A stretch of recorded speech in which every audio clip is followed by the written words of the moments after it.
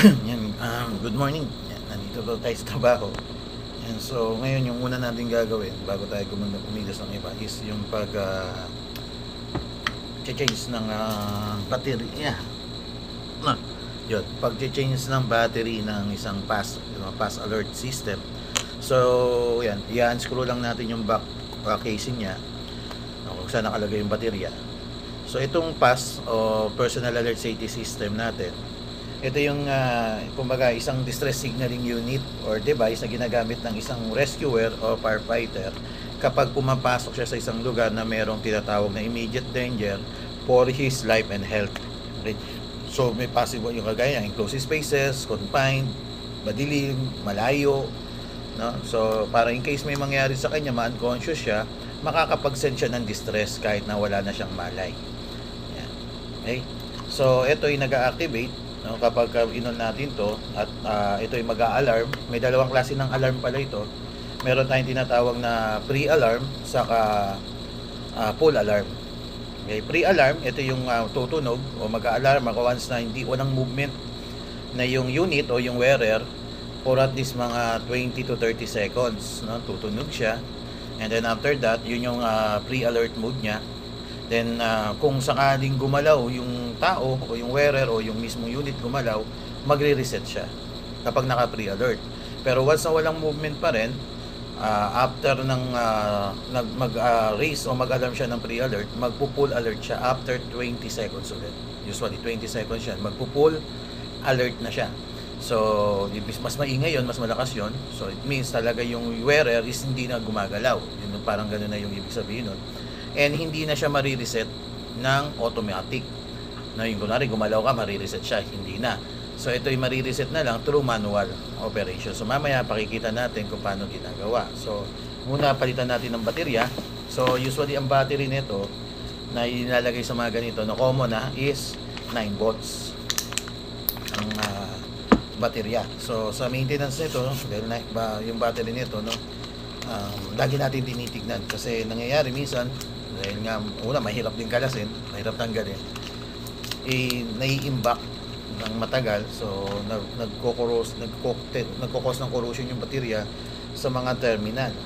So nasisira yung unit, di ba? So para lagi natin i-check yan kung sakasakali, kung pwedeng, kung hindi naman ginagamit, remove natin yung baterya. Yan. So yan, na-attach na natin yung battery niya.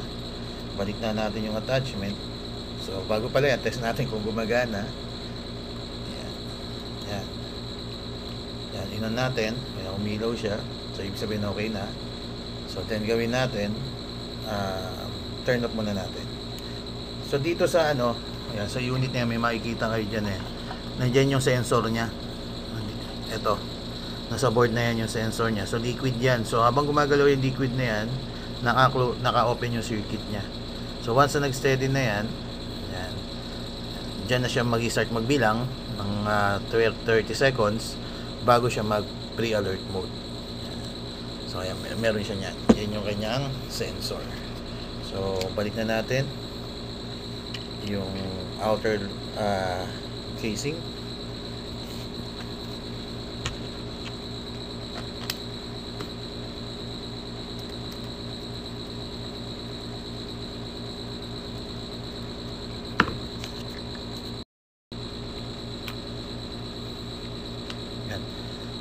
So naigpitan na natin yung ating device na yung PAS na personal alert safety system. So making sure na well tightened siya, huwag masyado maigpit din kasi baka masira din siya.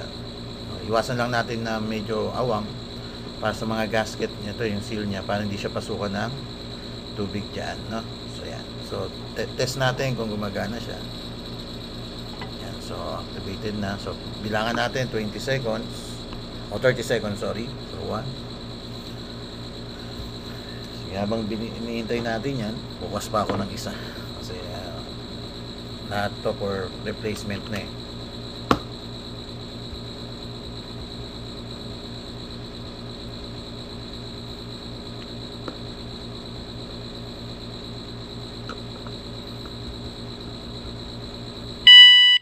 yung pre-alert code yan. So after 20 seconds ulit yan, magpo-full alert yan.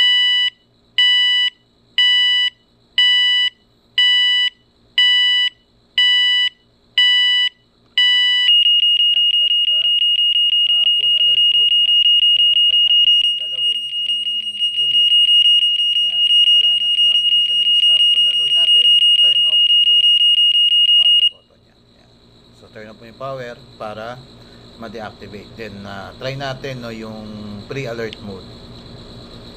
Try natin naman kung magre-reset ba once na nagkaroon ng movement kapag nag pre-alert mode.